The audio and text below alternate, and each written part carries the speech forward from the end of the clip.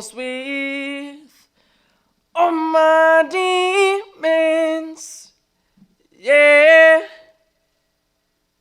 I looked at my demons straight into the eyes and I introduced myself. My name is Amere. And I know that we've met before, but that was some time ago when I lost control. I looked at my demons straight into the eyes and I introduced myself. My name is Amere. And I'm just another mere soul trying to spit for y'all real quick. How's everybody feeling tonight? We good? We good?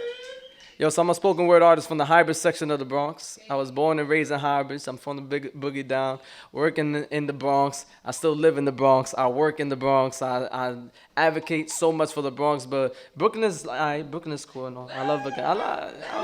It's far. Yeah, it's all right. We love her. I know. Yo, this is far, bro. I was in East New York not so long ago. That shit's far.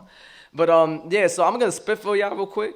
I got two more pieces for y'all. That first one is literally one of the most powerful pieces that I got in my soul. It's literally just talking to myself and saying that I won the battle against my demons, and that's all we gotta do every day, right?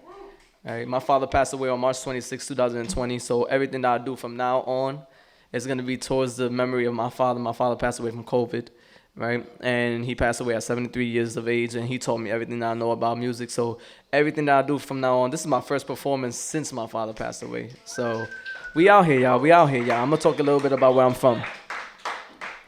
I don't like using mics too much, but I know I have to, right? So I'm gonna take like a step back. I was raised in an era where being hungry meant you just had to sleep it off. And gang violence, street violence led to the sounds of sirens. That weed was far from silent. I memorized those tunes. Coked out dope fiends were the most humble human beings until that craving called, and the urge and the need is now in their bloodstreams. You wouldn't even recognize them in about 4 weeks. And their mistakes now run through your mind, and you remember the time they said, "Don't do drugs, young man," as they helped you with the grocery bags up the staircase. Now they're laying in the same exact staircase with a needle in their veins, eyes closed shut, but they were wide awake. I was raised in an era where, unfortunately, this was our every fucking day reality. The ones closest to your reaching hands were the ones reaching away from your reaching hands. They lost their sanity. But that was the least of my worries. I was leaving the war inside of my own fucking building to the wars on the streets, strapped with our book bags and our school uniforms, holding hands with my older me. He was living the same exact reality, just chasing a different dream.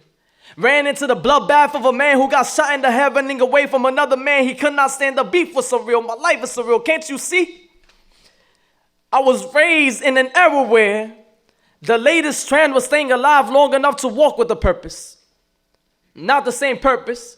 Others had different purposes like walking and breathing and concentrating on keeping your eyes wide open as a stranger with a name tag and 3 letters you would never forget. EMT. Emotionally, mentally traumatizing. Holds your hands down as they hold your mother in the corner in agony and pain behind enemies' lines. They say a mother should never bury her child, but he was already 6 feet deep on the cruelties of our society, led him to the streets. I was raised in an era where this was our every fucking day reality. We had no choice. And the biggest sign of relief was that moment when you could finally breathe again because you made it home. But I am still hungry. Thank you.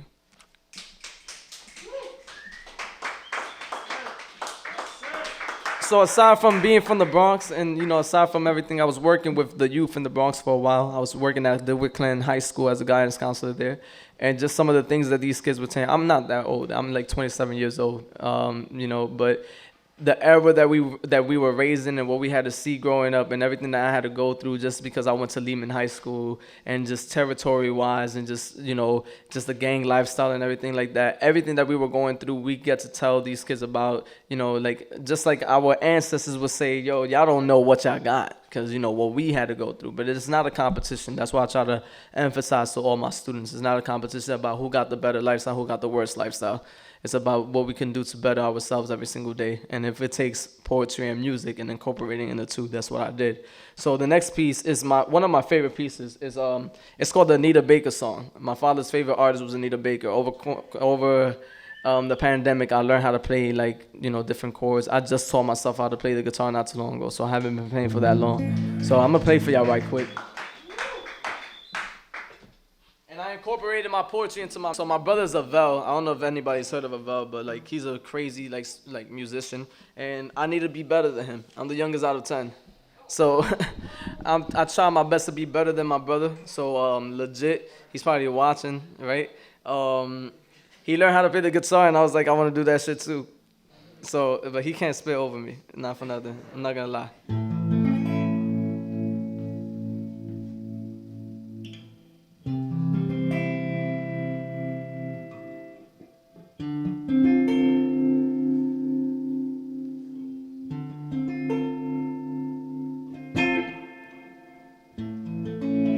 You said that you're sorry, and that you couldn't bear the pain. I'm sorry that I wasn't really there. You said that you're sorry, yeah. And I apologize, I swear. I wanna see you smile. Let me see that smile. I'd love to see that smile. With all my heart, I love you, baby. Stay with me and you will see that my arms will hold you, baby. Stay with me, 'cause I believe I'm in love. Sweet love, hear me calling out your name. I am here to stay.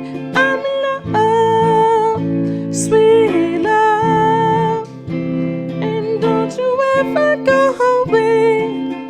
I am here to stay. If I told you that my tongue whispered your name every time I found something wrong with every breath that I tried to take, just to feel like I was going to be okay, would you look at me the same? Or would you automatically assume this nigga's gotta be insane for wanting someone who ain't look at him the same? Don't worry, I'll just take all of this pain and I'll write your name with my hand cramping up. I can't feel a thing. The numbness won't let me feel a thing.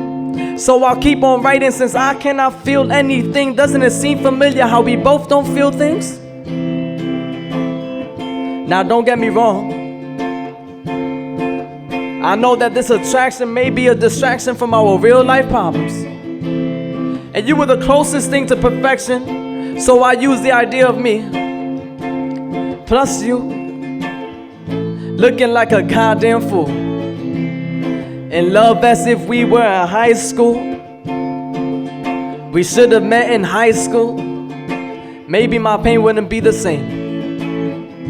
My girlfriend from high school, that bitch is not the same. Trade places with her today and I wouldn't remember your name regardless. Regardless.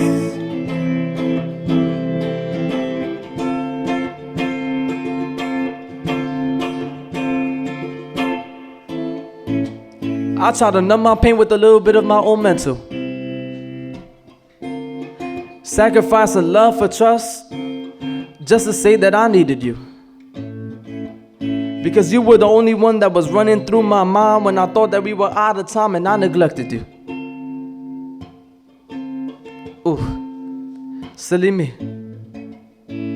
Trying to make a reality of something that was never really fucking true. I fucking love not loving you.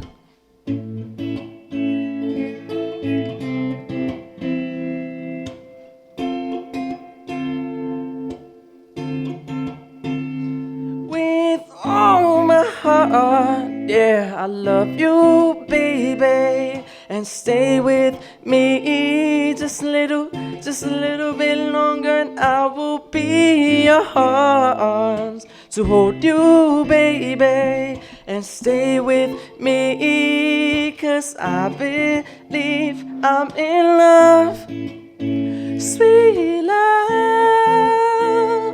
Hear me calling out, and I'm in love.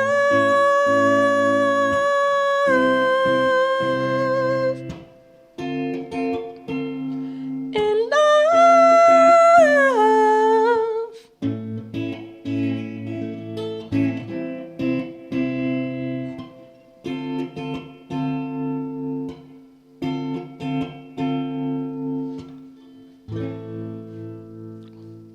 Thank you. I appreciate y'all for just vibing out with me. I'm a little rusty, I'm not gonna lie to y'all.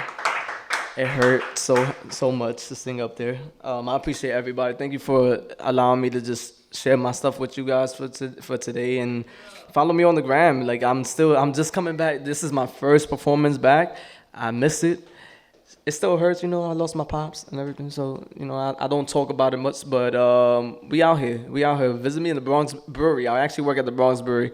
I'm a manager there of e-commerce and operations. So if anybody is an artist and is trying to get their like story on a beer can, I can try to set that up for y'all. And IPAs and all that stuff, I can set that up. I'm trying to get like a different vibe at the Bronx Brewery. So pull up. It's all love.